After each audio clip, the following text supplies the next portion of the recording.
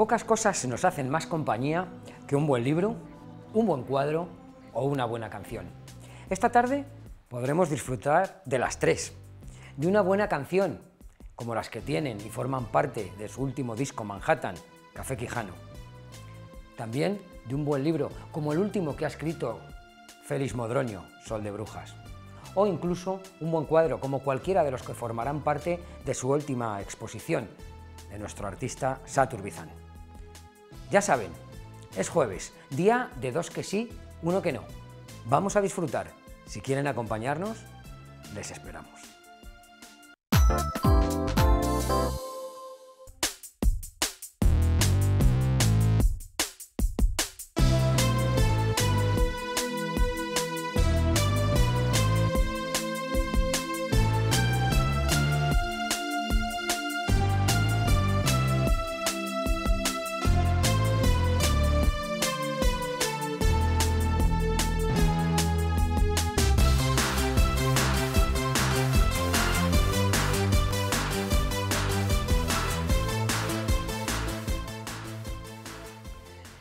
Bienvenidos, hoy es un jueves especial y es especial porque hoy hablamos de ciencia y para ello nos visita nuestra científica. Marta, ¿qué tal? Buenas tardes, Rafa. Bien, otro mes. ¡Qué rápido se pasa el tiempo! Te iba a decir lo de siempre, es verdad que se pasa rapidísimo el tiempo. Hace un mes entonces que estuviste aquí, ¿no? Bueno, sí, bueno, en abril. Claro. Claro, Sí. El último jueves de abril fue, ¿no? El último jueves de abril, sí. No, de hecho más, porque yo tenía que haber sido el jueves pasado, pero yo no podía y además es que si no nos podría contar una cosa que os voy a contar hoy. Ah, venga. Entonces, pues este jueves que está más cerquita. Vale, ¿y qué nos vas a contar? ¿Empezamos por lo que nos vas a contar? Sí, vale. te voy a hablar de tres cosas. Venga, tres ¿vale? cosas. Vamos con la primera, que Venga. es un poco pues lo que te explico siempre de cosas de ciencias Vale. y tal. Pues te voy a hablar de cuando el Mediterráneo se secó.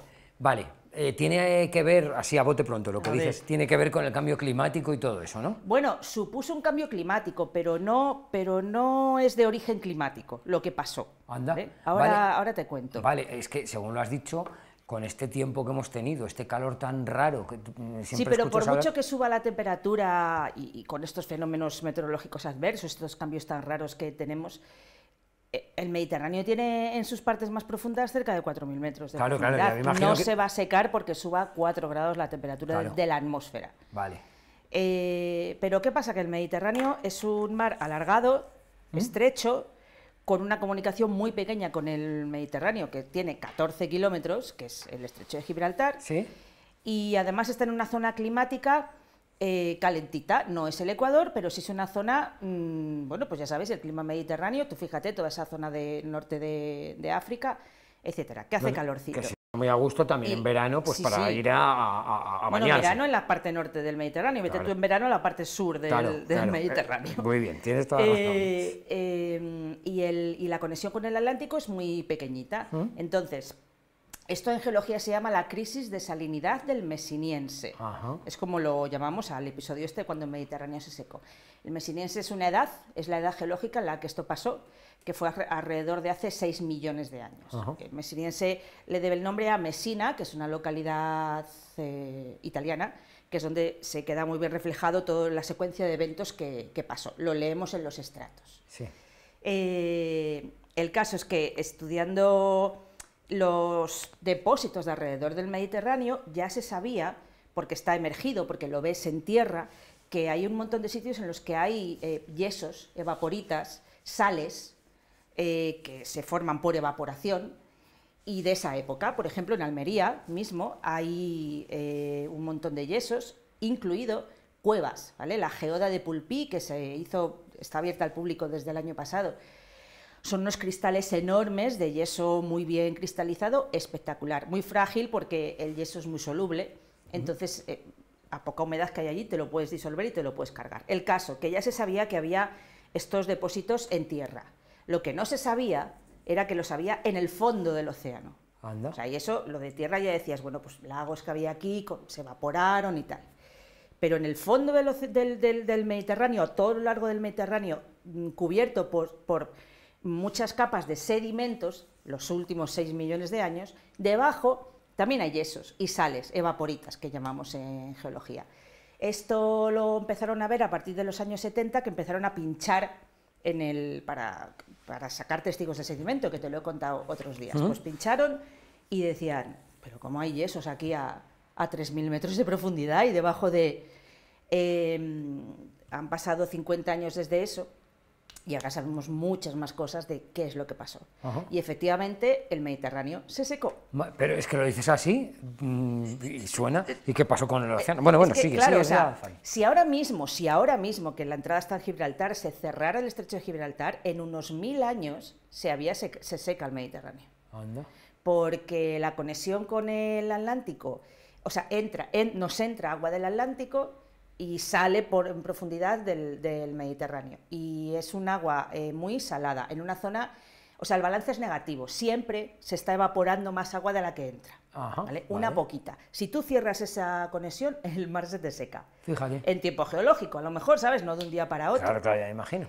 El caso es que durante 600.000 años, que es una barbaridad, hubo pequeñas épocas de reconexión, hubo épocas en las que estaba completamente cerrado, hubo épocas en las que había lagos, ¿vale?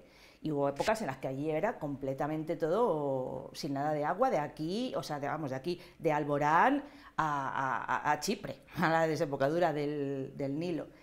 Y eso dejó capas y capas y capas de vaporitas. ¿Por qué pasó eso? Pues claro, la clave es cómo llegó a pasar eso. Pues las razones son tectónicas.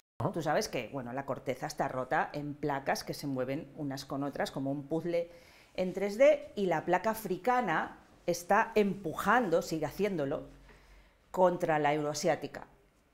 Tanto es así que eso es lo que levantó las Béticas, eso es lo que levantó Sierra Morena y todas las sierras de las Béticas, que en ese momento se estaban levantando. Pues en uno de esos movimientos se cerró la conexión con el Atlántico.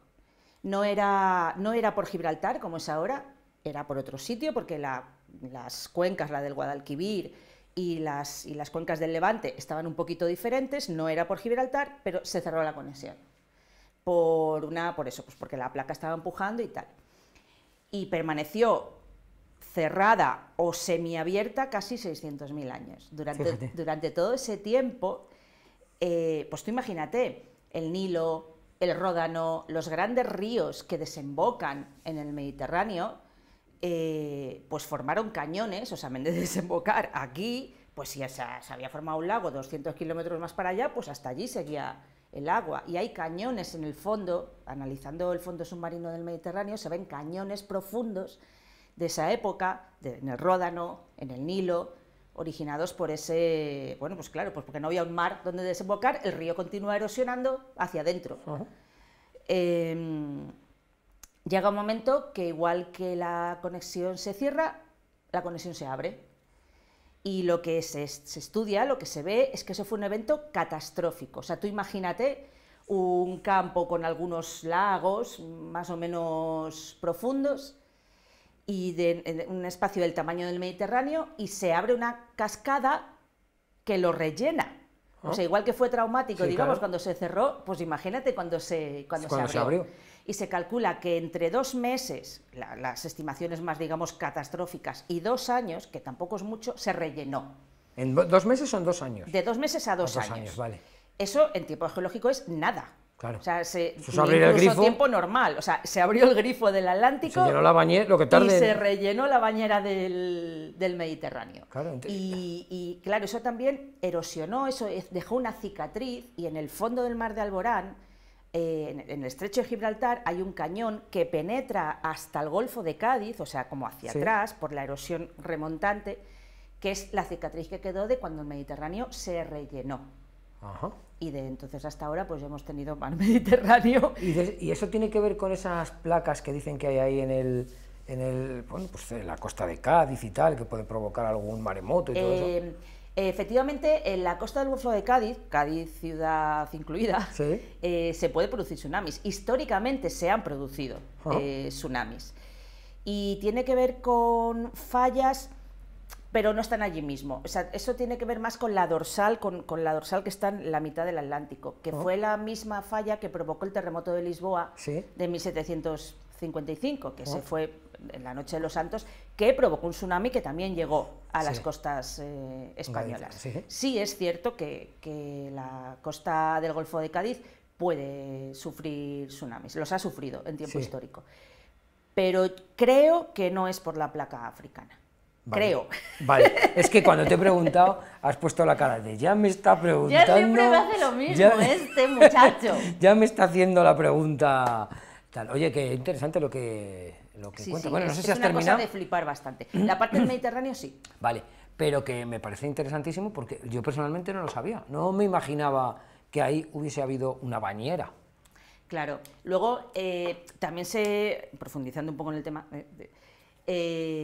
por ejemplo, durante todo este tiempo, 600.000 años, los animales migraron. O sea, se producen migraciones de fauna, tanto de Europa a África como de África a Europa, que eso está, que tú puedes decir, bueno, ya sé, podían haber pasado por Gibraltar, pero es que si directamente no hay un mar en el medio, es mucho más fácil que se produzcan esas migraciones. Entonces, bueno, pues ya sabemos muchas más cosas, pero los primeros geólogos que empezaron a encontrar bajo 3.000 metros de agua y, yo qué sé, 100 de sedimentos, no sé, metros y metros y metros de yesos, dijeron, pero vamos a ver. ¿Y esto por qué? Claro. Y efectivamente la conclusión era que el Mediterráneo se había secado. Madre mía, no nos imaginamos cómo sería la costa mediterránea. A mí lo que me hubiera gustado haber visto es la reconexión. O sea, cuando se llena. Cuando se abrió. Pero claro, no sé si habría algún tipo de asentamiento en esos huecos. No, 600.000, o sea, hace 6 millones de años, que es, porque esto empezó como hace 5.300.000 años. Estaban los primerísimos homínidos. Claro. No teníamos por allí... Los hombres no habíamos aparecido todavía. No habíamos aparecido. Bueno, pues nada. Más cosas. Cuéntanos más cosas. Hoy sí que te puedo hablar de una chica científica, bastante conocidilla en este caso, no es que no se le hayan hecho homenajes, pero no está de más recordarla, que es Rachel Carson.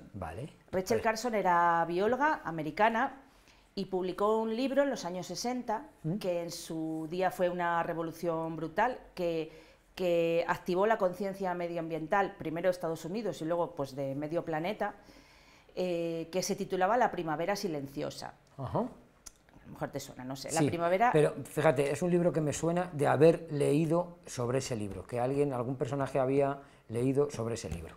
Que estoy pensando, sigue, que ya me acordaré de qué libro fue, sí.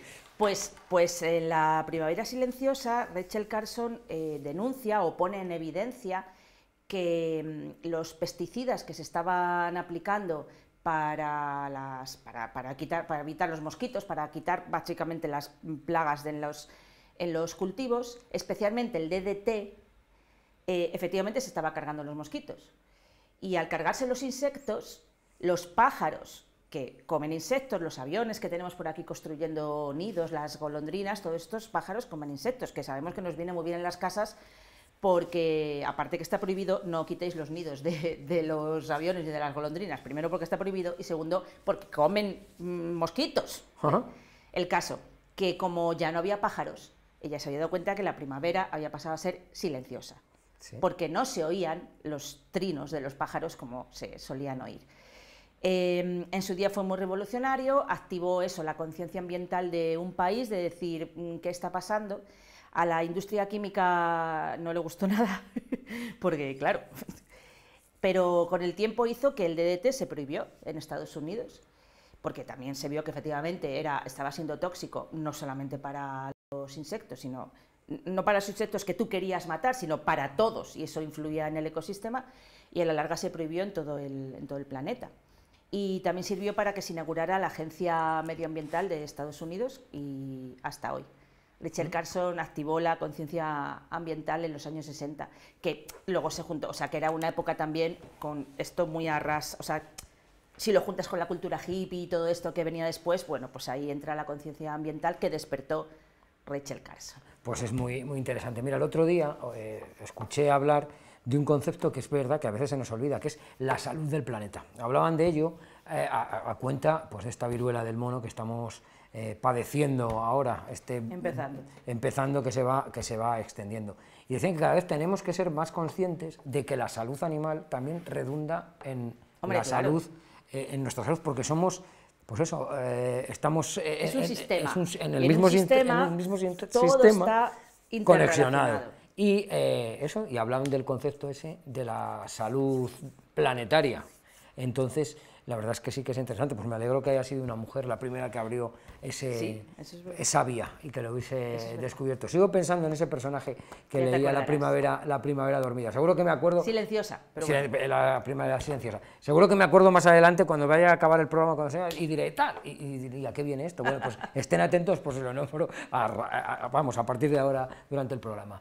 Bueno, y otra cosa que nos vas a hablar que también es muy interesante. Claro, lo último que os quería contar, y esta razón de venir este jueves, es que el martes que viene, día 31, tenemos la última de las charlas de los martes de ciencia en la Lóndiga, que no sé si tenemos el cartel sí, como la otra vez, ahí lo tenemos. En esta ocasión viene José Manuel López Nicolás. Si os gusta la ciencia, si os gusta el deporte, si os gusta el tenis, en este caso en concreto, pero el deporte en general, pues no podéis perderoslo. De todos los que han venido de momento, el currículum que tiene José Manuel es, bueno, impresionante, impresionante. Con deciros, bueno, tengo la chuleta por si acaso se me olvida los cargos. Actualmente es vicerrector de Transferencia, Comunicación y Divulgación Científica de la Universidad de Murcia, él es murciano. Y aparte de que es el catedrático de Bioquímica y Biología Molecular de esa universidad. Pero aparte de esa que es su labor investigadora y en la que también obviamente es muy bueno, tiene un montón de premios, de reconocimientos, pero me interesa comentar aquí la labor divulgadora de José, porque él toda esa investigación que hace le gusta mucho relacionarla con la vida cotidiana y con las ventajas que puede tener la investigación puntera en resolver los problemas de la vida de la gente, ¿vale? En ese sentido, él tiene varios libros, uno de ellos, el penúltimo es Un científico en el supermercado, ese no lo he traído. Hay otro que se llama Reacciones cotidianas y el último es este, que os lo voy a enseñar. La ciencia de los campeones, que tiene que ver con lo que nos va a contar el martes que viene, porque la charla ya veis que se titula Rafa Nadal, Ciencia, Tecnología y Espíritu Crítico. Y en este libro aúna ciencia y deporte. Todo tipo de deportes, obviamente los que hacen el deporte tienen su genética o lo que sea que les hace fantásticos para eso, pero detrás hay un montón de desarrollos tecnológicos y científicos que hacen que eso pueda ser así. Y entonces eso es lo que... y otra cosa que la otra vez se me olvidó decirlo. A ver. La charla, y esta vez lo pone en el cartel, si os habéis fijado, la charla, aparte de que se graban y posteriormente se subirán a un canal del ayuntamiento, está subtitulada o tiene, bueno, los voy a decir mal al final. Sí, a ver. Porque el nombre correcto, y vamos a decir bien las cosas, es que tiene intérprete de lengua de signos. Muy bien. ¿Vale? Las cosas como se dicen, intérprete de lengua de signos. Muy bien. Que hay que agradecer, aparte del ayuntamiento, a la Asociación de Personas Sordas de Zamora. Qué bien, qué interesante. Claro. Entonces, la otra vez también lo tenía, pero a mí se me olvidó comentarlo aquí. Entonces, las charlas tienen intérprete de lengua de signos para cualquier persona que lo pueda necesitar. Qué bien. Así que os espero el martes que viene a las 8 en la Lóndiga. Qué interesante eso de hablar, bueno, pues esas aplicaciones científicas al deporte. Yo creo, no sé si fue a ti o a quien que le oí hablar de la tecnología que hay detrás, por ejemplo, de la raqueta de Rafa Nadal. Sí, yo igual lo has hablado conmigo. Sí, sí, y de ese tipo de cosas habla José Manuel. Sí. Bueno, hablamos de la raqueta de Rafa Nadal, pero bueno, luego también pues esos medidores que llevan los futbolistas para, bueno, en los entrenamientos, incluso en los partidos, que te analizan desde... La ropa inteligente que te está midiendo, sí. Claro, yo es que, la verdad es que no tengo acceso a esa tecnología, sino probablemente pues sería muchísimo mejor jugando a muchos deportes que practico. Sería mejor jugando al pádel, al tenis, etcétera. Muchas veces también se esconde un poco, esa, no sé cómo decirte, esa falta de entrenamiento se esconde también en el fallo de la tecnología, que yo también esa manera de escudarse también lo he Ya, pero escuchado. bueno, que también Carl Lewis corría sin tanta tecnología, ¿eh? Claro, Quiero claro. decir O sea que... Por eso te digo que, a ver, que la ciencia ayuda, ¿eh? y mejora, pero el hombre está ahí, o la mujer, que lo hace. Detrás de, bueno, de todo deportista hay mucho trabajo, mucho esfuerzo, mucho sacrificio y también ciencia, que es lo que nos van a contar el martes el profesor José Manuel López Nicolás. Oye, Marta, muchas gracias. Contigo se pasa el tiempo volando. Fíjate, en el tiempo que hemos estado hablando, yo creo que el mar Mediterráneo, si no se ha secado, estará ahí a punto. Vaya disgusto, si se seca, que sea en invierno. Bueno, si baja un poquito, porque está pasando lo contrario, está subiendo el nivel del mar, no está bajando. Pero si baja un poquito, tendríamos más playa. Ya, bueno. Si baja un poquito. Claro. Pero bueno, tranquila, porque llegar a Zamora no va a llegar. No, a Zamora no va a llegar. Ya te dije un día que el mar llegó hasta Burgos. En su día, hace 66 millones de años, pero todo lo más. Para que nos llegue a nosotros lo que tendría que hacer es subir, quizá. Hombre, claro. Entonces, bueno, o nosotros bajar mucho, lo cual sería bastante catastrófico. Claro, es lo que te iba a decir. Vamos a dejar de hacer lucubraciones. Vamos a dejar todo eso, nos quedamos con la posibilidad de viajar, que eso también nos lo ha dado la ciencia, podemos viajar e ir a los sitios donde hay mar, que también está muy bien, porque no solo es el hecho de llegar a los sitios, sino disfrutar del viaje. Marta, pues muchísimas gracias. A ti, gracias Rafa. por ver que el tiempo pasa tan rápido, ya no solo cuando estamos contigo, sino cuando nos damos cuenta de que has vuelto y ha pasado casi un mes y decimos, madre mía, la cantidad de velocidad que lleva el tiempo últimamente. Volveremos a vernos a finales de junio, casi en San Pedro. Imagino que sí, hablamos. Vamos a porque los docentes tenemos el final de curso ahí complicadete. ¿Qué tal? ¿Va a suspender mucha gente? ¿Vas a suspender a muchos...? A los que se lo merezcan. Ah, vale. Porque y a mí me quedó muy claro una profesora que tenía yo de lengua, que me decía, las que suspenden soy yo. No, las que suspendéis sois vosotros, la que os aprueba soy yo. Pero es que los alumnos siempre son ese lenguaje. Claro. Ellos aprueban, yo suspendo. Tú suspendes. Bueno, podías haberte traído algún examen y te hubiese ayudado a corregirlo, pero claro, saben los chavales que el examen que me pasa Marta iba a tener un 10 mínimo. Me miras así con cara enfadada, así que lo siento, ya sé que hay que estudiar. Hay que estudiar y hay que estudiar mucho, es verdad. Chavales, que sepáis que Marta sabe todo lo que sabe porque estudia mucho. Marta, muchísimas gracias. Gracias, Rafa. Hasta Nos otra. vemos. Nosotros Chao. continuamos en dos que sí, uno que no. Hablábamos al principio de disfrutar y en eso va a consistir también el programa de hoy. Disfrutar de un gran libro, disfrutar de un gran cuadro y disfrutar también de las buenas canciones.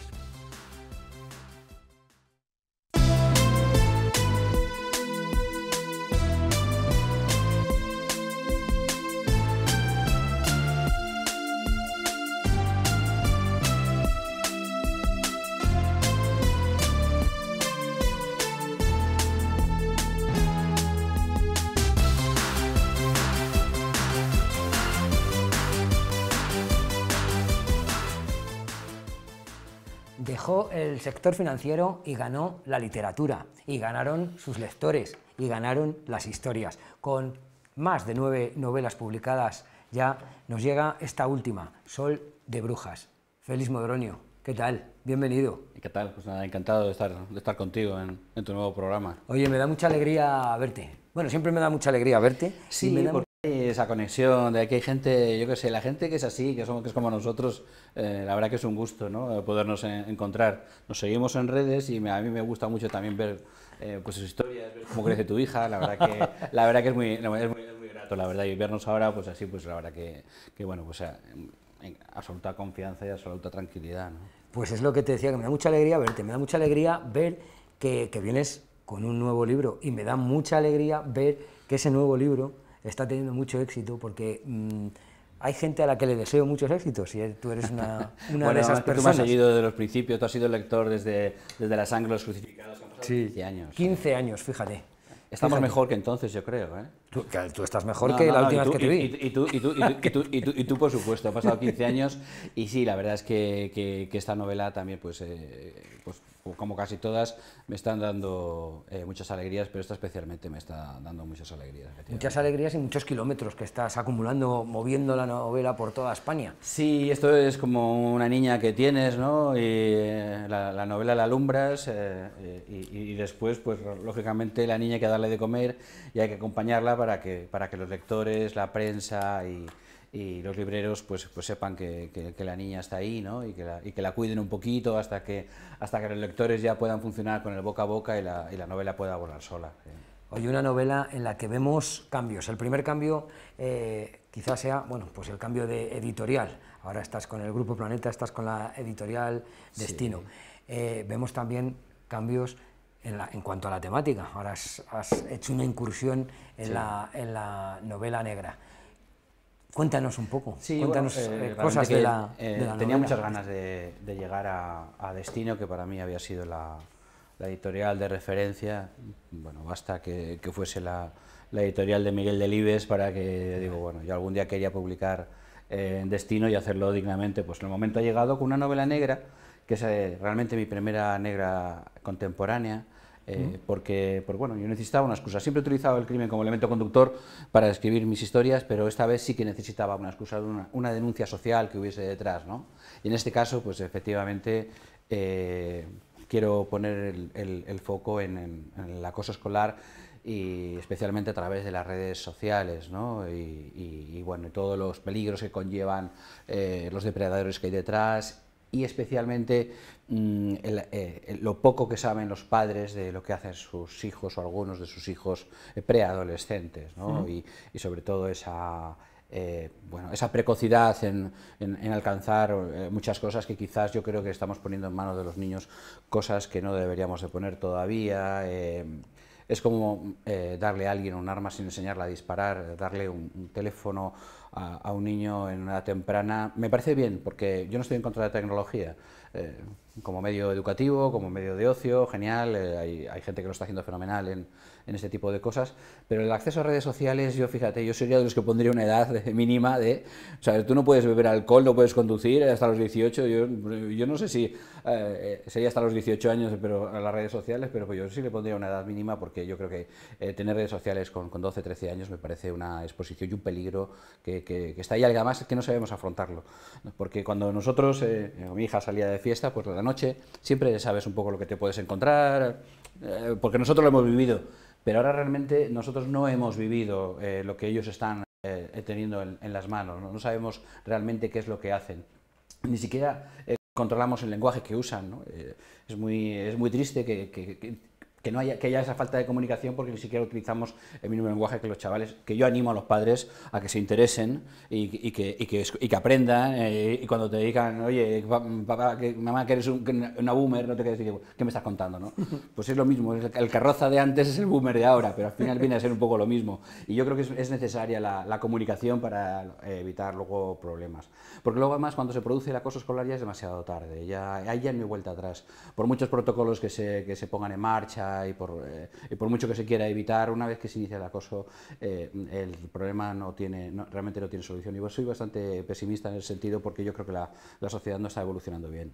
Es verdad lo que dices, y asusta mucho lo que dices, porque muchas veces es verdad que los padres somos los últimos en enterarnos.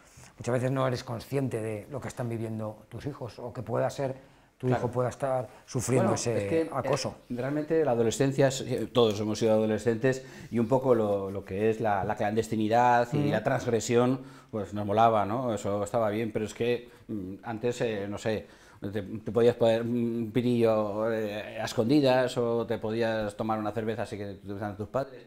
Pero es que ahora los peligros son inmensos, porque está ahí, y todo lo que está dentro de esa pantallita está ahí, el peligro está ahí, ¿no? Incluso tu hijo puede estar en peligro y le estás viendo y no sabes exactamente que está en peligro, ¿no? Entonces es un tema que yo creo que además está muy poco tratado muy poco afrontado y yo creo que es un tema que es muy relevante y que hay que meterle mano, obviamente, claro. De todo ello nos habla esta novela, este Sol de Brujas, que aparece, arranca con el cuerpo de una niña, además es que es muy visual, en la portada ya lo podemos ver, arranca precisamente así, con el cuerpo de una niña colgado en una grúa en Santander. Sí, la novela arranca con una niña colgada de la Grúa de Piedra, que es un monumento muy emblemático de la bahía de Santander, y es hija de un narcotraficante, y ahí empieza una investigación para saber qué ha pasado con esa niña que tiene los dedos, los pulgares amputados y la boca cosida, y empieza una investigación que, bueno, que va a llevar está llena de giros, nos va a llevar por las calles de Santander, por los paisajes maravillosos de Costa Quebrada, que yo que imagino que la mayoría de la gente de aquí los conoce, y si no tiene que ir a conocerlos, pero sobre todo Sol de Brujas yo creo que es una novela muy entretenida, ¿no? Sin olvidarnos lo que hemos hablado antes, pero yo creo que lo que se trata es entretener al lector y que se sienta integrado con los personajes, que los acompañe en sus páginas, que se moje de la misma lluvia cántabra que ellos, ¿no? y sobre todo que bueno, que de alguna manera, especialmente los de aquí, la protagonista de la novela es una subinspectora de Tierra de Campos. Lo he querido hacer así para que tengan ese contraste con el inspector santanderino de toda la vida, ¿no? Los STVs, como los llaman ahí, y él la llama un poco de broma, un poco despectivamente, la mesetaria, que es como nos llaman a nosotros cuando llegamos, a la gente de la meseta, cuando llegamos a Santander, ¿no? Entonces yo creo que ese contrapunto me parece también muy divertido. La novela, ya te digo, tiene muchos giros en la trama y tiene además el intento que sea divertida, con diálogos que sean frescos y que sobre todo que sea muy fácil de leer, ¿no? Ahora mismo hablábamos de las pantallas y el problema de las pantallas es que nos quitan tiempo, ¿no? Y nos quitan concentración. Entonces, yo creo que Sol de Brujas es una novela propia para aquella gente que ha perdido el hábito de la lectura o que le está costando volver a encontrar un libro que le entretenga y tal. Está escrita con capítulos cortos, es muy amena, yo la recomiendo para ese tipo de lectores. Qué bien, porque es muy interesante eso. Muchas personas, lo que dices tú, muchas personas que quieren retomar ese hábito de la lectura, lo primero que dicen, oye, el libro es muy gordo, es muy tocho el libro. Claro, eso ya te da pereza. O coges un capítulo y ves que son 50 páginas y dices, uff, no, me voy a dormir. O voy a ver qué hay, aquí voy a darle a los reels, a ver qué hay en TikTok y tal y cual, ¿no? Y enseguida te cambia el entretenimiento. No, yo he procurado hacerlo precisamente en capítulos cortos para que estás por la noche, ves, ¡ay, son 4 páginas! Ah, pues me lo voy a leer. Pasas otra y llegas, si el siguiente capítulo son 3, venga, entonces al final yo creo que te bebes la novela sin darte cuenta y bueno, cuando has querido, pues has llegado al final, ¿no? Oye, es una novela, un caso que investiga Silvia Martín, ¿no? Que es esa... la mesetaria. La mesetaria que nos hablabas en un principio, que le lleva a indagar también en las clases, o sea, en las aulas, en el colegio, donde esa niña que ha aparecido estudiaba. Y ahí es donde entroncas con lo que hablábamos también en un principio, ¿no? Con ese ciberacoso, con esas redes sociales. Sí. El tema es ese, que es así. El motivo de la novela arranca así porque realmente yo conocí el caso de una niña que fue acosada y, bueno, un poco en el día a día. La niña me contaba cosas, yo me enseñaba cosas en el teléfono, me quedé absolutamente perplejo, ¿no? de la cantidad de cosas que hacen niños con 13 y 14 años sin que sus padres lo sepan, a través de su Instagram privado y tal. Y coincidió además con el suicidio de otra niña en Santander, que se tiró por los acantilados precisamente y a finales de 2019, y ese fue el motivo de tal. El acoso, por desgracia, siempre ha existido. Lo que pasa es que antes, pues a los que éramos un poco raritos, a lo mejor nos esperaban salir al colegio para cascarnos, llegábamos a casa y de alguna manera estábamos a salvo. Pero es que ahora, como continúa el hostigamiento todo el día a través de las redes sociales, el niño está continuamente siendo acosado las 24 horas del día, el niño o la niña, ¿no? Y eso es tremendamente peligroso, porque es que además él se avergüenza, no lo cuenta, los padres de los acosadores piensan que tienen angelitos en casa, el colegio muchas veces es tarde cuando quiere reaccionar o le cuesta iniciar los protocolos, entonces, y por desgracia además es muy frecuente porque decimos, no, son casos aislados, no, es rara la clase donde no haya este tipo de conductas, ¿no? A mí me llama la atención de todo esto la falta de empatía que existe por parte de los acosadores, de cómo es posible esa crueldad, que pueden hacer ese tipo de cosas, ¿no? Esas amenazas de muerte, China te voy a matar, o maricón de mierda, y ese tipo de cosas que dices, ¿cómo es posible que con 12, 13 años haya gente que sea así? Y claro, realmente la empatía es algo que se desarrolla con la edad, incluso tiene una zona del cerebro donde está localizada que no termina de madurar hasta los 20 años, y si no se educa a la gente desde niño en la empatía, no se fomenta esa educación, pues así surgen luego la gente poco empática y la crueldad y lo puede ocurrir, ¿no? Ahora hemos visto precisamente un niño acosado en Estados Unidos que la ha liado gordísima y es una matanza, ¿no? Había sido un niño porque por lo visto pues seseaba y era tartamudo y claro, el tema de no tratar el asunto convenientemente de raíz y en sus inicios pues te puede empujar a cualquier tipo de desenlace y a cualquier tipo de tragedia, claro. La verdad es que son problemas muy gordos. Me imagino que pasar bueno, pues a escribir una novela como esta, sí, es un poco también acercarte al dolor, escribir casi desde el dolor. Me imagino que te pondrás también en la piel de los personajes y provocará un poco, no sé, una especie de sufrimiento como creador. Bueno, de alguna manera yo creo que es un poco liberarte de la incomprensión que tienes, ¿no? O intentar pensar, bueno, ¿esto por qué está sucediendo?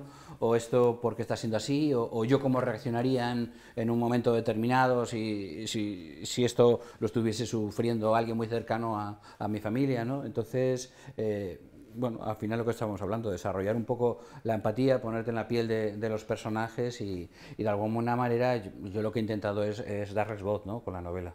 Oye, una novela que transcurre en Santander, también has estado diciendo que se convierte en otro personaje más. Bueno, tus novelas también siempre transcurren alrededor de una ciudad importante, de un marco que se convierte también en un personaje. Esta vez ha sido Santander. Vives allí. Llevo 4 años viviendo en Santander, efectivamente, me mojo de vez en cuando, veo el sol de Brujas cuando aparece ese sol de falsas apariencias que parece que va a hacer bueno entre las nubes y luego llegas a casa empapado, te cae la mundial, ¿no? Y sobre todo pues he conocido la idiosincrasia de las gentes de allí, sus chascarrillos, su manera de hablar, los sitios que a mí me llaman más la atención. Me he documentado gastronómicamente, a la vista está, de los cocidos lebaniegos aquí, las rabas en este otro sitio, y entonces, pues, bueno, no deja de ser una pequeña guía, incluso, los gin tonics del Little Bobby, por ejemplo, que es un sitio que recomiendo vivamente a todos los que vayan a la vueltecita por Santander, y entonces, pues, con eso pues consigo que en mis novelas, como tú lo has dicho, es fundamental la ambientación. ¿Por qué? Pero porque yo quiero que el lector entre en la novela, ¿no? Que realmente sienta la lluvia, que hay música, quiero que la escuche, quiero que se imagine lo que están comiendo los personajes, y de alguna manera eso es lo que intento conseguir, es que el lector al penetrar en la historia se identifique con los personajes y acompañe, y al final que sea el lector forme parte de la propia novela, ¿no? Que es mi objetivo con esa obsesión mía por la ambientación continuamente. Sí. Oye, ¿cómo surgió esta novela y acercarte precisamente a lo que decías, a una novela negra contemporánea? Sí, bueno, pues fíjate, como siempre alguna vez me habían dicho autor de novela negra, y yo me sentía como un poco impostor, ¿no? Porque digo, yo no escribo novela negra, para mí la novela negra tiene que tener esa denuncia social, y hasta ahora no he hecho. Yo he escrito thrillers históricos, había escrito incluso pues novela policíaca, utilizaba el crimen como elemento conductor de mis novelas, pero realmente no había hecho un noir puro, ¿no? Esto no deja de ser una especie de homenaje al cine francés, al cine polar, en el que son esos en los que los personajes no son nítidos, no hay una distinción muy clara entre el bien y el mal, se mueven por ambientes no siempre normales, hay mucha corrupción de fondo, y yo quería que fuera una novela, no sé si iba a decir negra, pero una novela gris, en el sentido de mezclar los blancos con los negros, ¿no?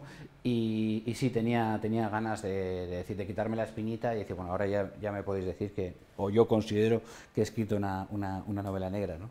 La verdad es que la novela negra se disfruta mucho.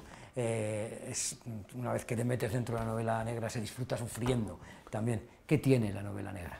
Bueno, yo creo que de alguna manera, aparte de contar cómo funciona la sociedad o los mecanismos oscuros que hay detrás, yo creo que como normalmente las novelas negras tienen un final, pues digamos, agradable para el lector, de algún modo el lector se siente más, le tranquiliza saber que eso puede pasar en una novela, ¿no?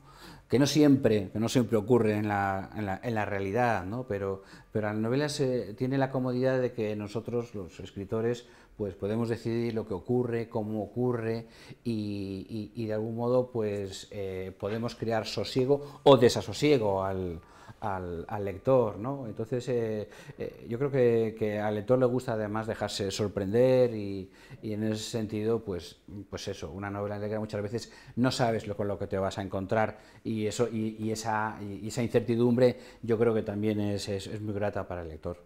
Oye, viajando por toda España, de hecho vienes de Logroño, ¿no? Ayer has estado en Logroño. Anoche estuve en Logroño, hasta altas horas. Hasta altas horas, qué bien.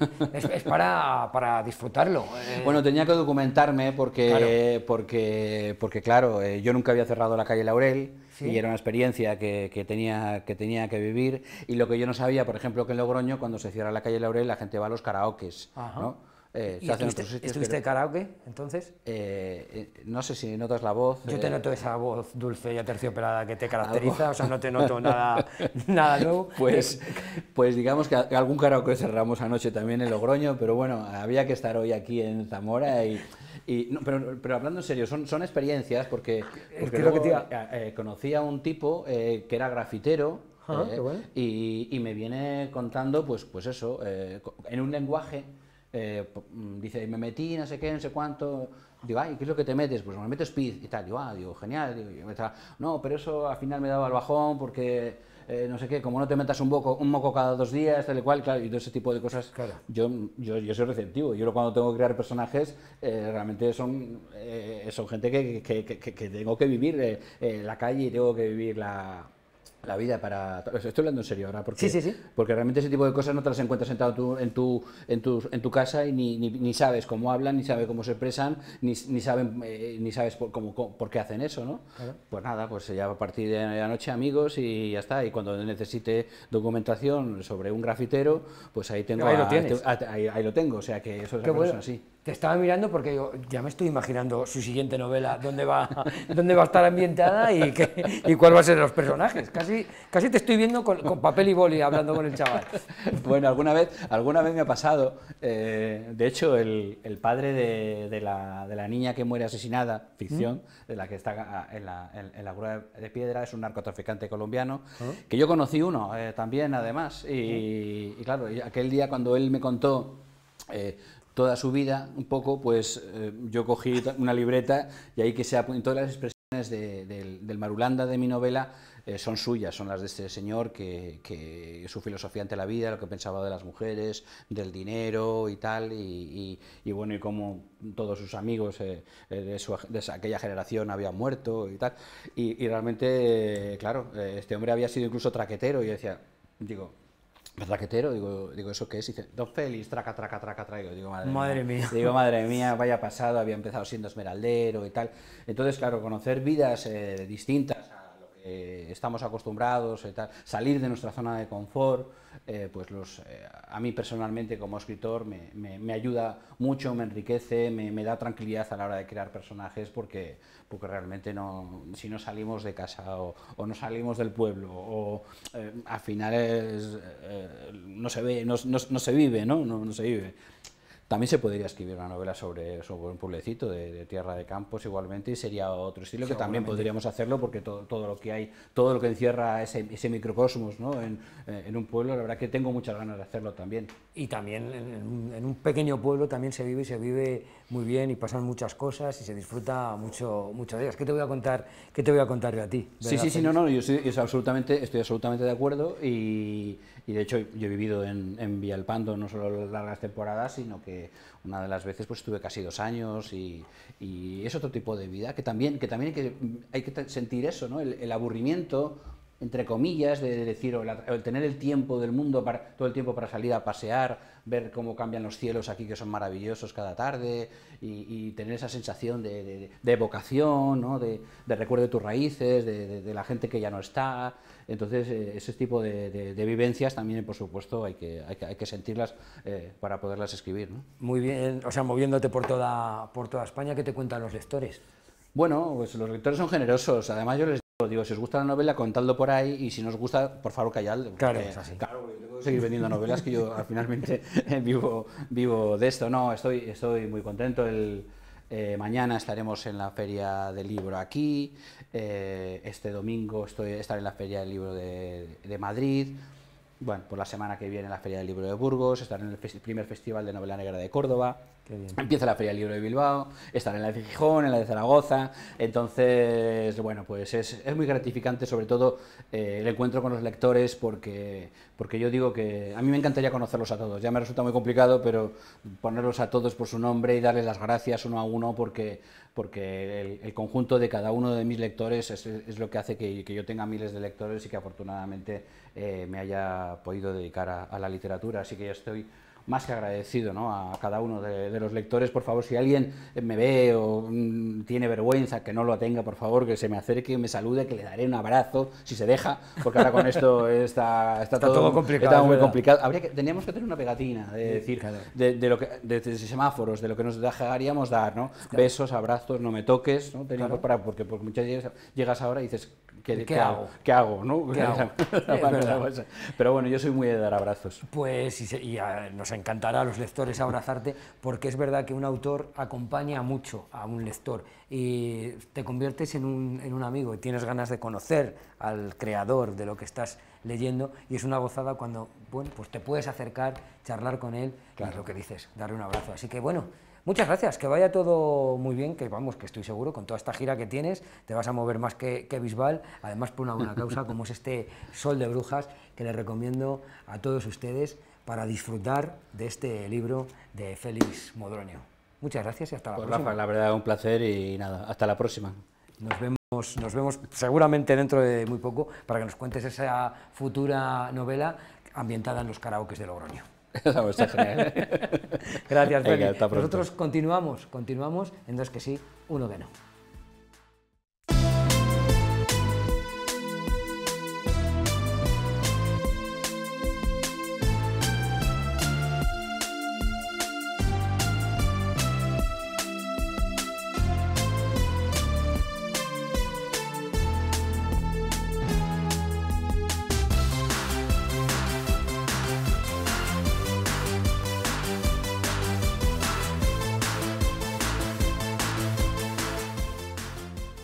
Pintor, acuarelista, su obra es una ventana abierta a espacios que llena de luz.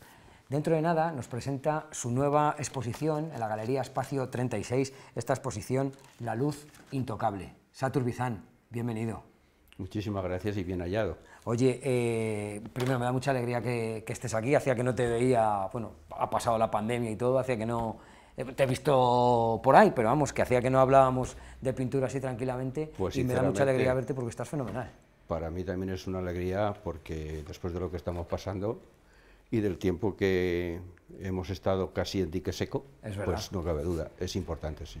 Oye, regresas con esta nueva exposición que podremos disfrutar en Espacio 36 a partir del 31 de mayo, La luz intocable. Estamos viendo un poco, bueno, pues lo que es el catálogo de la exposición y es impresionante. Bueno, hacemos lo que se puede, Rafa. La verdad. Yo intento que de alguna manera mi trabajo cada día sea más importante, llegue a más personas, y en ello estamos día a día, a ver qué sacamos adelante. Pues yo lo estoy viendo aquí in situ, lo estoy viendo muy cerca. Sí. Pero ¿qué vamos a ver? ¿Qué vamos a poder disfrutar para la gente que no tenga la suerte de ver este catálogo? ¿Qué va a disfrutar de Bueno, de pues esta exposición? como verás y como el título reza, La luz intocable, yo diría que es un gran acierto en ese título que sin duda alguna no puedo dejar de comentar que se trata de un título hecho, percibido por nuestro querido Toño Barreiro, artista, pintor de esta ciudad y que sin duda alguna considero que tiene mucho talento. Así lo ha titulado y me parece, insisto, muy acertado. ¿Por qué La luz intocable? Probablemente, entre otras cosas, habría que leer ese texto detenidamente, pero no cabe duda que tiene que ver bastante con la técnica.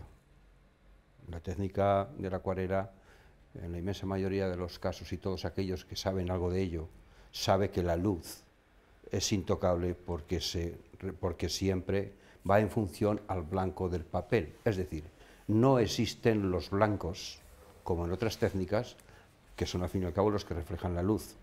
En este caso siempre es el blanco del papel que hay que reservar, no pasar nunca por encima del pincel, porque de lo contrario esa luz desaparece. Por eso la luz en esta técnica es intocable. Qué bueno, la verdad es que es una de las facultades que tenéis los artistas, y es el saber explicar el arte, el saber mostrar, sobre todo, precisamente eso, la luz. Precisamente en tu obra cobra una importancia, pues mucha relevancia, mucha importancia, el tema de la luz. Me persigue, yo diría que yo lo persigo a ella y ella me persigue a mí. Es una obsesión, casi. Ciertamente. Ya en mi anterior exposición, camino de 4 años, no, 4 años ya, bueno, insinuaba mi camino, mi posterior camino. Y creo que efectivamente, y entre otras cosas, gracias a la pandemia, entre comillas, a esta maldita pandemia, pues esto se ha hecho realidad. Es decir, que me ha dado tiempo a profundizar muchísimo más en ella y observarla segundo a segundo para crear esta obra que yo creo que es bastante elocuente con respecto a lo anterior. Pero sin duda alguna es una transición que creo que el espectador que tenga la posibilidad de visitarla podrá apreciar, sobre todo si conoce lo anterior, podrá descifrar y podrá apreciar que ciertamente existe una clara diferencia entre una cosa y la otra. Yo creo que aquí, sobre todo, me ha dado mucho tiempo a pensar qué es lo que quería, por dónde tenía que ir mi trabajo. Si bien en muchas ocasiones, en la inmensa mayoría de las ocasiones, esto no es posible. Es decir, que, como se suele decir, yo propongo, pero después la propia naturaleza dispone. En esta ocasión creo que ha sido generosa conmigo y me ha permitido evolucionar hacia esos espacios de luz. La verdad es que, bueno, no solo es espacio de luz, no solo la luz en tu obra, también es la técnica, y la verdad es que es una técnica depuradísima, es ese fotorrealismo conseguido con esas acuarelas, que es que es tan buena tu obra que la acuarela se diluye, que precisamente lo que permanece es la obra en sí.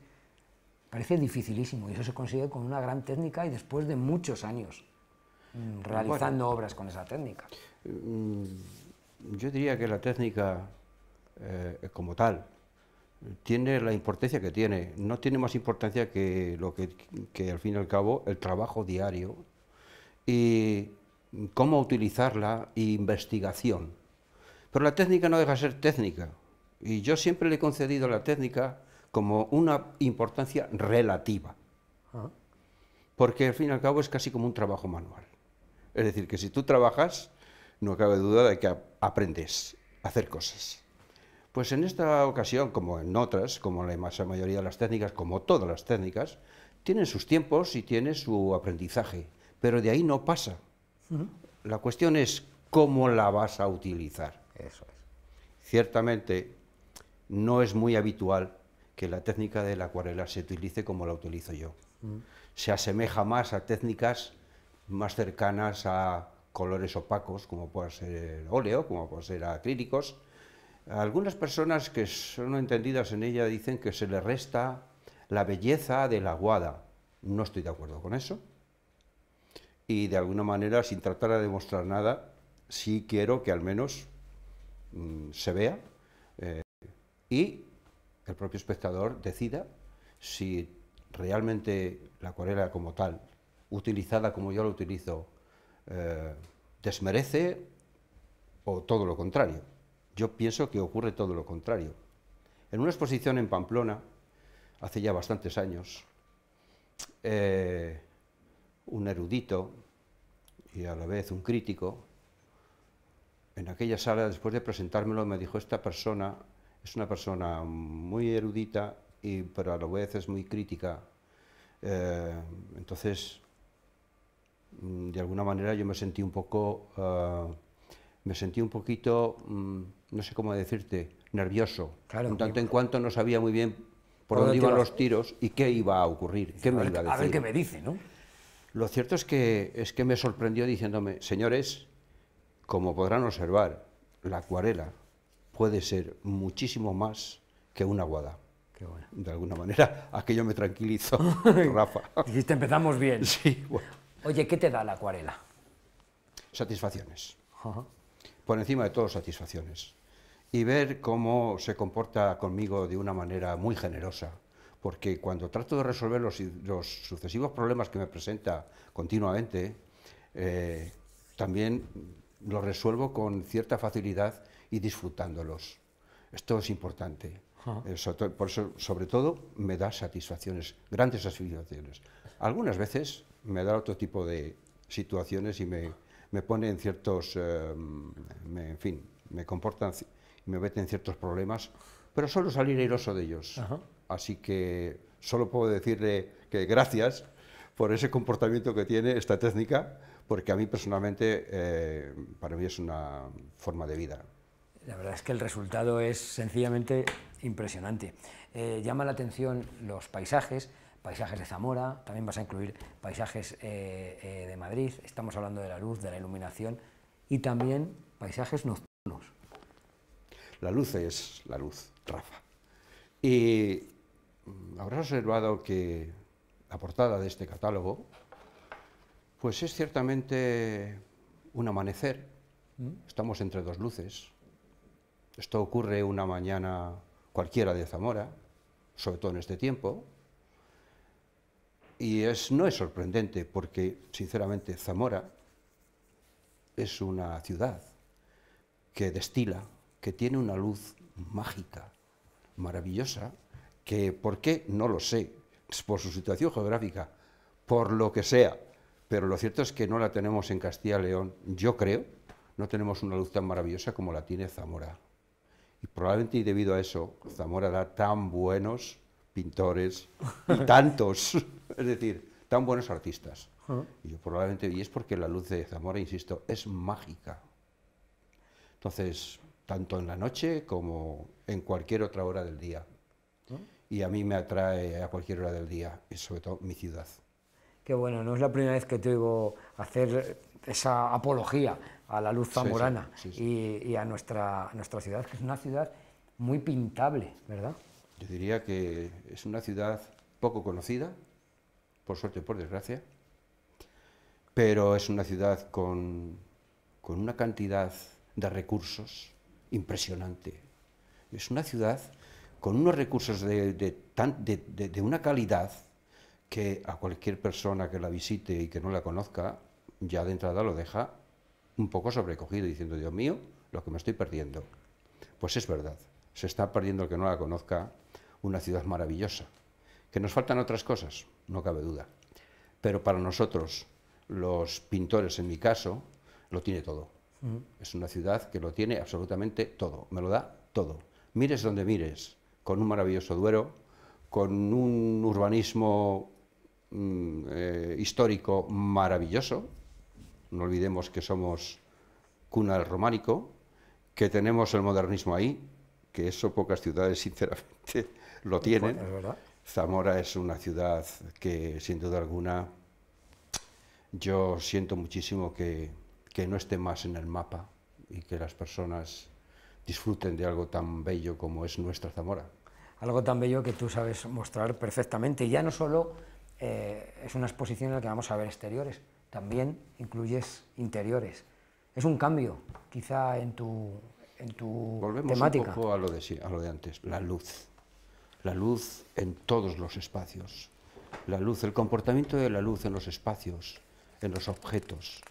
Cómo se comporta la luz en estos elementos y cómo transforma hasta el punto de no reconocerlos digamos, de una época, no, de una hora a otras.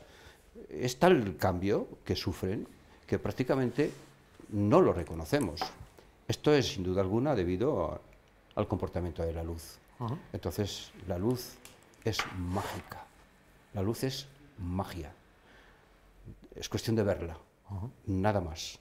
Y está en todos los sitios. Hay una exposición que incluirá 31 obras. ¿Cómo ha sido el proceso de selección? Porque recuerdo cuando tuve el placer de estar en tu estudio. Sí.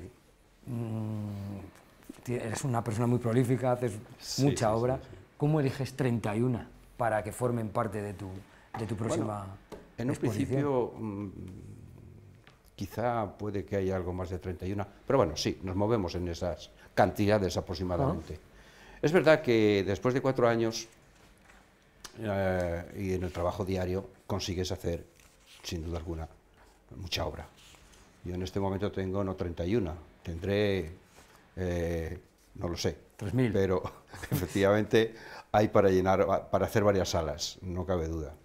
Elegir no es fácil, no es fácil porque todas te gustan o todas te disgustan. Por tanto, siempre procuro en la medida de lo posible que haya alguna persona cercana que esté, digamos, que esté un poquito, que reconozca un poco tu obra, que esté un poquito en este mundo, y entre ambos, en esta ocasión ha sido de nuevo Toño Barreiro el que visitó mi estudio para, conjuntamente los dos, pues bueno, situar un poco la obra, y esto, no cabe duda, me ha ayudado muchísimo, ¿no? Sí, no es fácil, pero bueno, entre los dos pudimos hacer lo que verán los espectadores próximamente. ¿Has quedado contento? Sí, sí, yo siempre, sinceramente, siempre quedo contento. A veces lo único que echo de menos es que en algo que no deja de ser un espectáculo, es un espectáculo gratuito que ofrecemos a todo el mundo, y que las personas en cierta medida pasen un poco de soslayo o totalmente y no acudan a verlo. Bueno, están en su derecho, pero es una lástima porque al fin y al cabo no les va a costar nada. Sería una manera de ver quizá algo diferente, nuevo. Oye, ¿cuánto tiempo te lleva pues, hacer una obra como esta? Ya sé que es una pregunta, bueno, que no es para valorar el tiempo. Sí. Una obra no se valora según el tiempo que se haya invertido en ella para realizarla, pero sí que nos hace un poco ver la dimensión que tiene una obra, ver pues esa dedicación que le presta el artista. El tiempo es verdad que en estos casos no tiene ningún valor, absolutamente ninguno. Yo al menos no se lo doy, y creo que el resto de los pintores no le dan al tiempo valor, porque intrínsecamente no lo tiene. Tiene sobre todo emoción, momentos de emoción que te permiten trabajar menos, trabajar más, y sobre todo, digamos, la propia obra en sí, que te va diciendo el camino que debes de seguir para poder concluirla. Es decir, que es una especie de inercia en la que uno entra y hay una catarsis.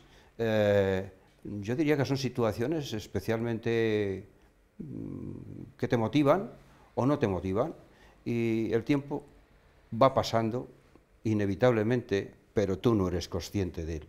Por tanto, no tiene ninguna importancia. La verdad es que viendo tus obras te olvidas precisamente del tiempo. Sí. A veces incluso, diría más, sientes tener que terminarla. Qué bueno. Mira, aunque la obra casi siempre es inconclusa, pero bueno, hay que saber parar. Qué bueno, porque precisamente lo que tiene el arte es precisamente lo que consigue es eso, detener el tiempo. Y sobre todo lo que dices tú en tu obra, esta luz intocable, esta luz detenida, estos momentos, este fotorrealismo que consiguen, pues de alguna manera congelar ese instante, ser capaz de guardarlo ser capaces de admirarlo. Así podemos sentir esa exposición que tendrá lugar en Espacio 36 este 31 de mayo. Muchísimas gracias, Satur. Muchísimas gracias. Y ya digo, en mi intención con ella es emocionar y que las personas, por unos instantes, dejen atrás otro tipo de problemas, probablemente, y ya digo, por unos instantes sientan la emoción de la contemplación de unas imágenes que han sido creadas, pues, también por un colega, un compañero, un ser humano, y es que es lo único que se pretende, aparte de la propia satisfacción, es que los demás también se sientan satisfechos con ello. Un ser humano, un colega, un artista que sabe precisamente poner, bueno, pues ahí el pincel, sabe tocarnos y sabe hacernos disfrutar incluso en este catálogo, en este papel, que las dimensiones no tienen nada que ver con las obras originales y que ya lo has conseguido. Así que deseando ir a ver esta exposición en Espacio 36 el día 31 de mayo. Satur, que vaya muy bien todo y que sigas haciendo disfrutar y que sigas disfrutando. Muchas gracias, y ahí estaremos para toda aquella persona que quiera contemplarla. Seguro que te va a ir fenomenal. Así a todos ellos se lo dedico. Muchísimas gracias. Un abrazo y nos vemos muy pronto. Nosotros continuamos. Hemos disfrutado de un buen libro, hemos disfrutado de muy buenos cuadros. Después disfrutaremos de buenas canciones con Café Quijano.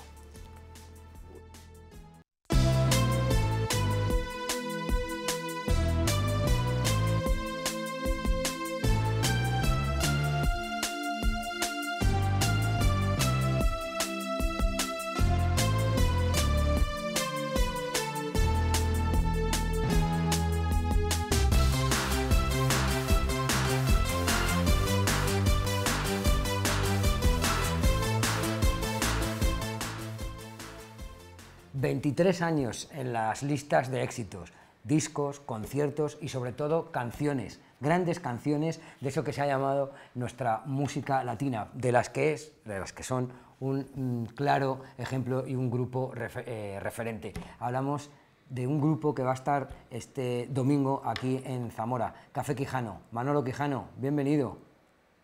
Muy buenas tardes. Oye, muchísimas gracias por abrirnos un hueco y poder charlar contigo. ¿Qué tal estás? Gracias a vosotros. Pues bien, bueno, estas son horas complicadas, igual que cuando uno madruga mucho, así después de comer también son horas delicadas, pero estoy bien. Bueno, o sea que te hemos estropeado un poco la siesta, casi. No, normal, nunca he sido de siesta, ¿eh? Nunca he sido de... Alguna vez últimamente, de repente a lo mejor me he hecho una siesta, pero porque por circunstancias he estado más tiempo en casa o tal, pero nunca he sido de siesta, y creo que me he perdido algo interesante. Eso dicen. Yo tampoco he sido nunca de siesta y la gente la alaba, algo tendrá que la gente habla muy bien de ella. Sí.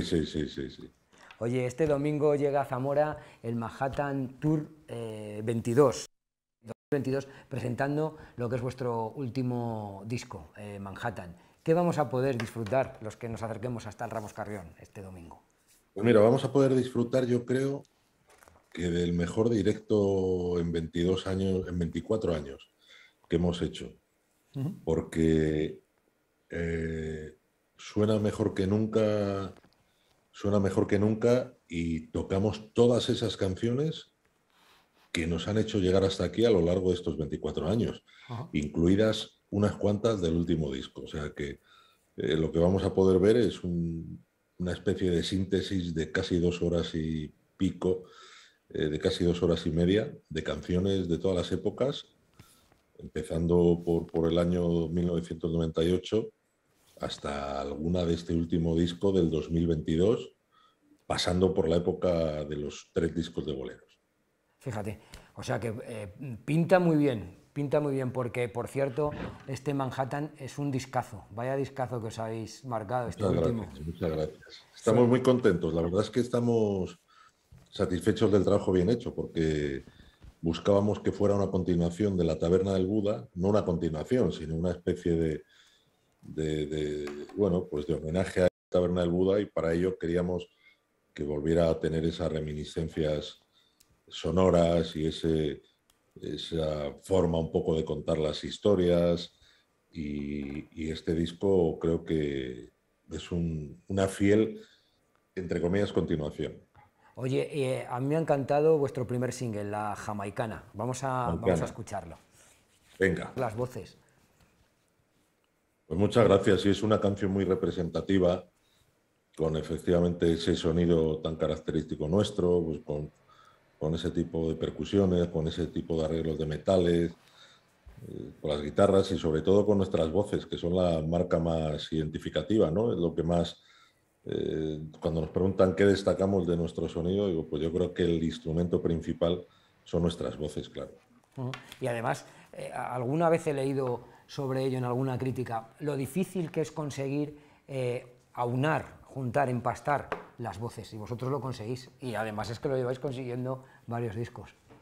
Bueno, empastan yo creo que mucha culpa la tiene la genética, empastan claro, mucho por también. genética y luego también mucho porque ensayamos también mucho. Sí. Eso ayuda. Sois un grupo clásico de los que ensayan, que a veces parece que se nos olvida que la música está hecha por músicos que ensayan y que se juntan para tocar. Claro, hombre, al final el ensayo es la fórmula mágica, es la fórmula que hace que todo suene como tiene que sonar, porque sin ensayo no hay buen resultado, es imposible, ¿no? Y cuanto más ensayes, mejor es el resultado. Es como aquel que jugaba, no sé quién lo dijo, Niklaus o alguno de estos, ¿no? Que decía, que tienes mucha suerte jugando al golf, dice, claro, y que dice, cuando más entreno, más suerte tengo. ¿Cómo es esto? Sí, es lo mismo, la verdad es que lo mismo. Pero lo digo porque muchas veces salen nuevos grupos en los que ves a los chavales con la pose y con las pintas rockeras, pero se olvidan precisamente de eso, de que hay que tocar. Y llegar a tocar y llegar a grabar y llegar a subirse en el escenario, hay mucho trabajo detrás. Hombre, para lo difícil, el tópico también es que lo difícil es mantenerse, ¿no? Cuando llegas.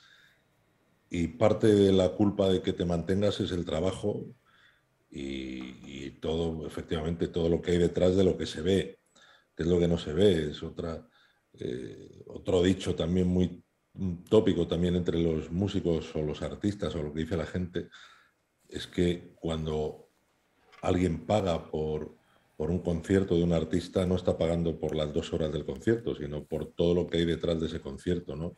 Por todas esas horas de ensayo y por todo lo que hay alrededor, porque ese ratito al final es un poco la consecuencia de todo lo que hay antes. Hoy estamos hablando de vuestro último disco, Manhattan, que recuerda pues, a La Taberna de Buda, un disco que tiene ya más de 20 años. ¿Ha cambiado Café Quijano en esos 20 años? Bueno, que tú estás igual, te lo decía antes fuera de cámara. Ojalá. ¿Qué más quisiera? Bueno, pues hemos cambiado pues como cambia todo el mundo con el paso de los años, vas evolucionando. Nosotros hemos ido adaptándonos a nuestro tiempo. Tenemos 21 años más cada uno de aquella Taberna del Buda, ¿no? Del 2001.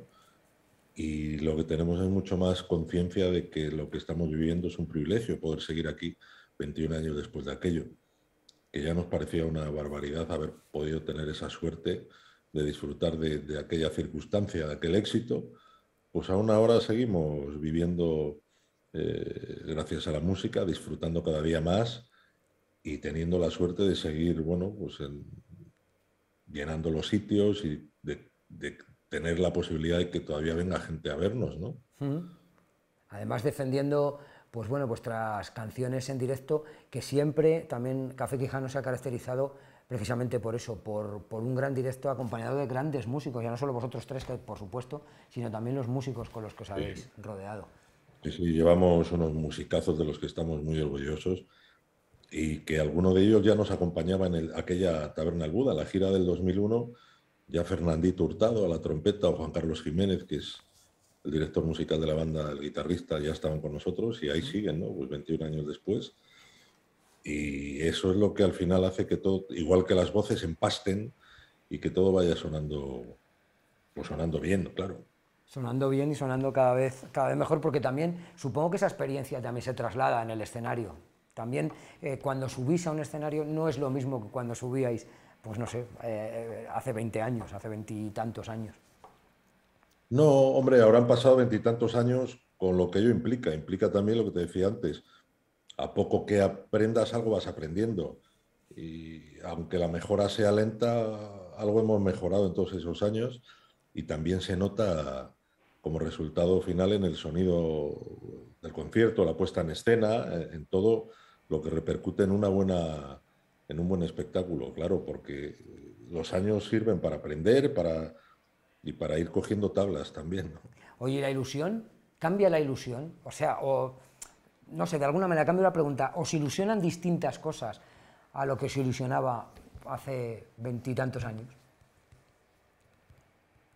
Bueno, ahora somos más conscientes de la ilusión que tenemos por hacer lo que estamos haciendo y de la posibilidad de poder seguir haciéndolo, y teniendo más conciencia de que cada vez que tocamos es un estado excepcional, es un privilegio. Antes no la teníamos tanto porque simplemente nos dejábamos llevar, hacíamos lo que había que hacer y parecía que era lo que tenía que pasar, ¿no? Decía, bueno, ya que nos hemos metido en esto, pues ahora el éxito es la consecuencia. No, el éxito es una lotería que a veces te toca. Bien es cierto que has tenido que comprar muchas papeletas también para que te toque, ¿no?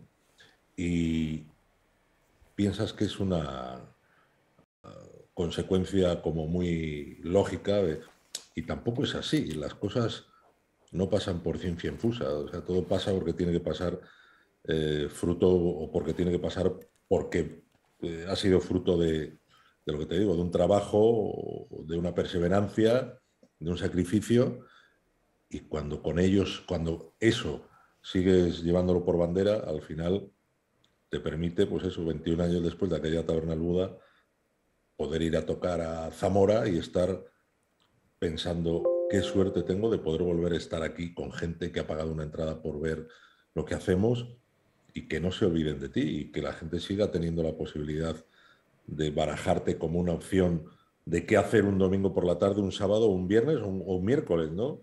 Y dices, con la cantidad de cosas que se pueden hacer hoy en día, que haya alguien que pague una entrada por ir a verte es un privilegio y de eso te digo, somos mucho más conscientes. La verdad es que, sobre todo después de esta temporada que hemos pasado, ¿verdad? Esta maldita temporada en la que hubo que parar y era difícil tener esa posibilidad, la posibilidad de ir a disfrutar de la música en vivo, de la música en directo. Claro, hombre, esto ha sido matador para nosotros y para todo el que tenía alguna profesión cara al público, ¿no? Sobre todo al mundo de la cultura. Esto ha sido ahora mismo, y eso que todavía no está del todo recuperado, esto ni mucho menos, no. Pero por lo menos ya estamos ahí expuestos al público, incluso, quiero decir, sin mascarilla, ¿no? Con lo que ello representa, de lo simbólico que es que alguien ya puedas estar en un teatro y la gente no la veas tapada de la mitad de la cara. Entonces, significa que vamos afortunadamente mejorando y avanzando, ¿no? Oye, como creador, ¿te ha influido la pandemia? ¿Te influyó el confinamiento a la hora de, no sé, crear nuevos temas o incluso a lo mejor cambiar la perspectiva de determinados temas? No, quizá me ayudó el hecho de tener más tiempo a poder enfocarme más, porque antes íbamos más deprisa y con menos tiempo. Pero no me inclinó hacia un lado o hacia otro en el método de composición, ni en el argumentario, ni la pandemia me inspiró especialmente, porque bastante teníamos ya la cabeza como para que no sé, a ver cómo íbamos librando. Y no es algo que me sirviera ni muchísimo menos de inspiración, porque lo que quería era todo lo contrario, que pasara y sirviera de todo menos de inspiración. Oye, volvéis a Zamora, ya habéis estado más veces. No sé si os ha dado tiempo las otras veces cuando habéis venido, incluso esta, a conocer la ciudad. Bueno, somos vecinos, leoneses y zamoranos estamos al lado. No sé si la conoceríais antes, la ciudad, antes de subiros a los escenarios. ¿Os ha dado tiempo a disfrutarla y a vivirla cuando habéis venido alguna vez a algún concierto? Pues cuando hemos ido ha sido normalmente, por lo menos en mi caso, fuera de concierto. O sea, he ido y he disfrutado en Zamora algún día de concierto, que no hemos estado de concierto porque pues, hemos ido exprofeso o a ver a alguien o a comer o a pasar el día.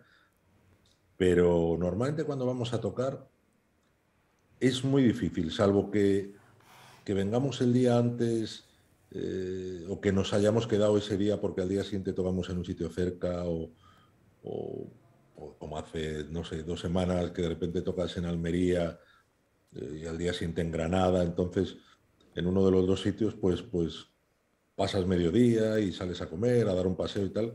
Normalmente vamos muy directos al concierto, llegamos 3 horitas antes de tocar, probamos sonido y normalmente también nos vamos nada más terminar, ¿no? Porque el domingo nada más terminar salimos volando para León. Fíjate, se me acaba de caer casi el mito de los seductores hermanos Quijano después de los conciertos. Bueno, pero todo va por épocas y por rachas y ahora mismo es cierto que antes de repente, pues ahora cada vez que tenemos un compromiso o era gente lo hacemos, lo saludamos antes del concierto y normalmente terminamos y hay días en los que todavía ha quedado tocando los músicos terminando lo último y ya estamos en la furgoneta rumbo al siguiente destino, ¿no? Claro. O en un sitio abierto, pues hombre, si hay días que descansamos ahí o nos quedamos ahí, como te digo, para el día siguiente, sí aprovechamos y nos quedamos un ratito más para saludar a la gente, para estar con gente, pero normalmente salimos volando y tenemos poco, pero no porque no queramos, sino porque las circunstancias y las condiciones nos obligan a ello, ¿no? Antes era mucho más, éramos más, sí es cierto que a lo mejor nos quedábamos más tiempo en un sitio y luego por la noche de repente salíamos a tomar unas copas allí donde fuera el concierto, pero ahora nos hemos vuelto mucho más específicos y concretos, ¿no? Llegamos, disfrutamos, tocamos, lo pasamos genial, hacemos que la gente lo pase lo mejor posible y casi siempre obligados por las obligaciones profesionales nos vamos rapidísimo. Pues que así sea este domingo. Manolo, muchísimas gracias, un placer haber podido contar contigo. Así que vaya muy bien este domingo en el Ramos Carrión. Ahí nos vemos, gracias a vosotros. Gracias, muchas gracias. Chao. Continuamos en Dos que sí, uno que no, hablando de la actualidad municipal.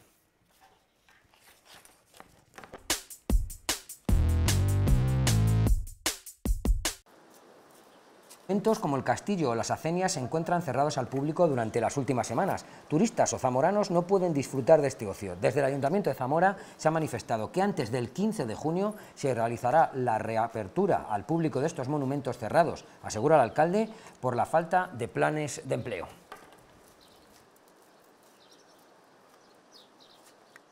Acabamos ya el programa, solo un pequeño hueco para hablar a los ganadores de las entradas del cine, que son Sergio Cruz y Teresa Campo. Ya sabe, nosotros les esperamos el próximo jueves aquí, en Dos que sí, uno que no. Antes, quiero mandar un saludo muy grande, muy fuerte a la familia de mi amigo, de Javier López Figueroa. Un abrazo muy grande.